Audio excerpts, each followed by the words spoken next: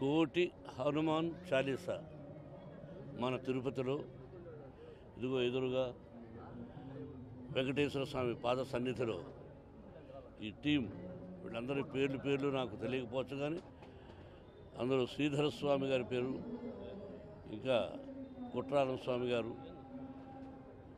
పెద్ద స్వామి గారు ఇక్కడే మన రాయల చెరువులో ఉంటారు.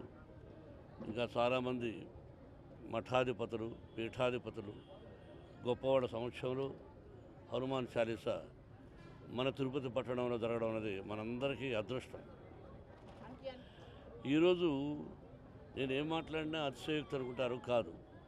మనం ఈ మాత్రం భారతదేశంలో ధైర్యంగా మనం భరతమాత బిడ్డలం, భారతీయులం, హిందువులం అని చెప్పుకోవడానికి ఒక్క భారత ప్రధాని మోడీ గారు ఒక్కరే చాలు. ఆయన లేకపోతే ఈ పొజిషన్ ఉండేది కాదు. మనం ఉన్న పరిస్థితిలో అసలు కులాలు లేవు, అందరూ ఒకటే అనుకుని వెళుతూ ఉంటే తెలుసో తెలియకో అజ్ఞానులు కులాల గురించి మాట్లాడుతుంటారు. కానీ మన భారత ప్రధాని ప్రతి ఒక్కరూ ఒకటే, మనకు కలిసి ఉండాలి అని చెప్పి ఇటువంటి ప్రోగ్రాములు, అక్కడ అయోధ్య అదొక చరిత్ర, ఆయన చేస్తున్నవి ఎన్నో ఉన్నాయి. అటువంటి భారత ప్రధాని మనకు ఎల్లప్పుడూ ఆయన 100 సంవత్సరాలు ఆయురారోగ్యంతో ఉండి ఎల్లప్పుడూ ఆయనే మనకు భారత ప్రధానిగా ఉండాలని నేను మనసా వాచా కోరుకుంటున్నాను.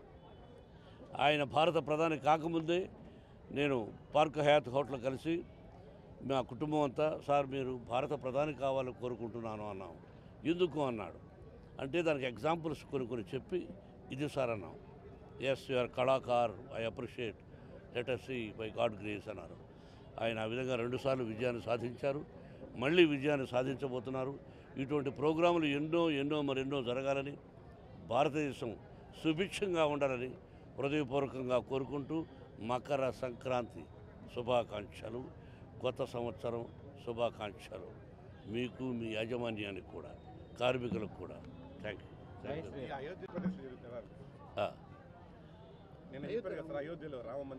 అవును,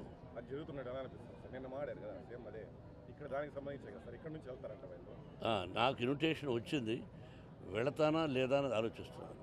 నాకు ఇన్విటేషన్ ఎక్కడి నుంచి రావాలో అక్కడి నుంచి వచ్చింది, అది వెళదామా లేదా అని ఆలోచనలో ఉన్నాం. ఇంకో పక్కన మా వినయ్ కుమార్ గారు ఉన్నారు, మా ఇన్స్టిట్యూషన్స్కు అన్ని బాధ్యతలు ఆయనే స్వీకరించారు. వీఆర్ థింకింగ్ ఆ జనంలో మనం వెళ్ళి తట్టుకోగలమా అనే ఉద్దేశం తప్ప వెళ్ళనే సంకల్పం మనసులో ఉంది. ఇక ఈశ్వరేచ్ఛ, ఆ హనుమంతుడు వాళ్ళ ఆశీస్సులు. Thank you brother.